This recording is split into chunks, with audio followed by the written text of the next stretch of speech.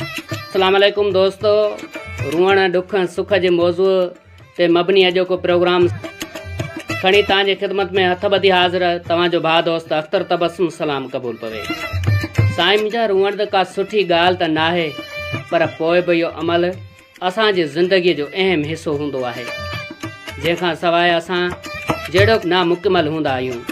जे भेटाई घोट फरमायो आहे त ॾुखनि पुठियां सुख घोरिया सुख ॾुखनि रिह। उन जो मतिलबु इहो आहे त ॾुखनि खां सवाइ ऐं सुखनि जी अहमियत न आहे।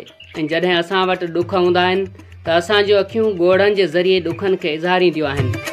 अलाह न करे त कंहिंखे को ॾुखु मिले, पर जॾहिं बि को ॾुखु मिलंदो आहे त रुअण ज़रूरु ईंदो आहे, पर उन रुअण जो बि हिकु पंहिंजो सरूर ऐं मज़ो हूंदो आहे।